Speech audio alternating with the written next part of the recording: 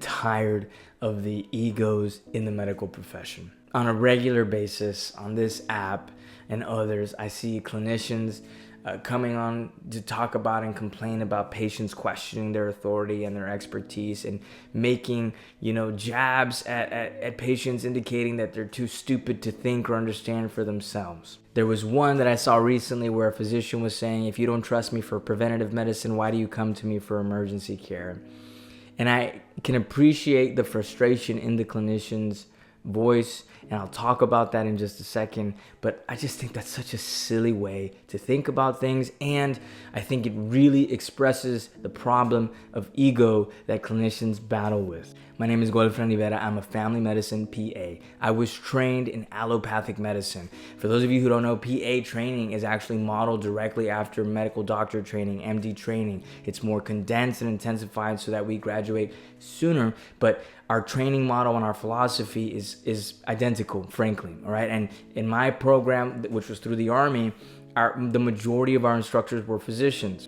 So this video is not a knock against allopathic medicine or Western medicine or so-called traditional medicine. I do, however, want to speak to this problem of ego in healthcare and clinicians coming onto these apps to share their frustration and to be condescending with patients. First of all, if you're a clinician, you have to understand, my lived experience is that patients distrust us in general, and they are tired of being pushed around and being disrespected and being dismissed. But I understand why clinicians start to get irate and they become tempted to be dismissive, not only from personal lived experience, where I too will experience those impulses, so I can express it like from firsthand what that feels like. But I'm telling you, I do believe that comes from a place of ego. Now, I think I have an advantage from many other clinicians when it comes to that ego battle, because I entered into the medical field very late, so to speak, right? I had already been in the Army for 10 years before I even thought about becoming a PA. I did not spend those 10 years planning and purposing to take what I needed so that I could ultimately go to PA school and become a PA. That wasn't it for me. It wasn't even on my radar. I became a PA because I felt called to it at the time that I went, and I'm glad I did, but I knew nothing about the medical profession at the time that I applied. In contrast, many medical professionals start when they're very young. They start their undergrad at 17, 18 years old. They graduate at 2021 and then go into medical school. So the formative years of their life, the time of their life where their identity is being formed, where they're gaining a sense of purpose and significance, is taking place inside medical training. And that's wonderful. Except the problem is that the culture of medicine emphasizes that these young individuals are experts, right? That they are professionals who are going to stand above the rest, who are going to be able to sift through the noise and the nonsense, and they're going to be the ones who care for patients, and they're going to be leaders in healthcare. That's all great, except for the fact that when you finally get out there and you're starting to take care of patients, there is so much nuance.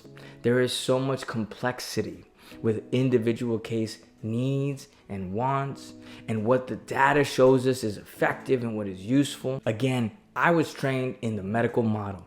I'm a believer of evidence-based medicine. But here's what I mean when I say that, and it's important for people to understand this.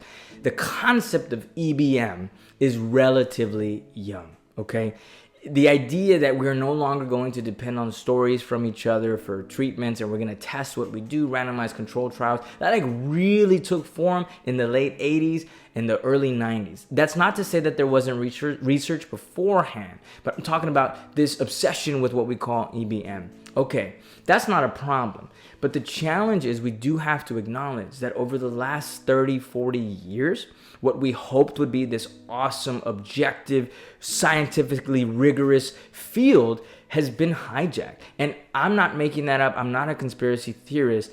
Chief editors of the New England Journal of Medicine, of the Journal of the American Medical Association, over the last 20 years have come out and clarified it's being hijacked. A lot of the information that is in these journals is being paid for. Now, when I say that, I don't believe that means that it's useless, okay?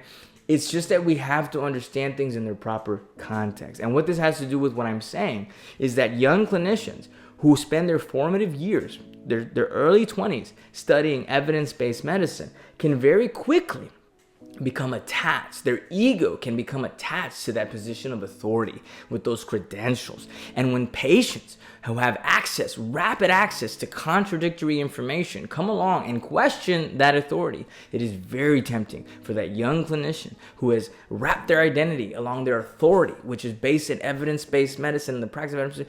They can easily become defensive. And I think that's what we're seeing in healthcare. My encouragement to any clinician listening out there, look, you have to understand, so my background is in psychological operations in the Army. I don't say that to be impressive. I say that to impress upon you that I have a profound appreciation for information and the way that it is delivered.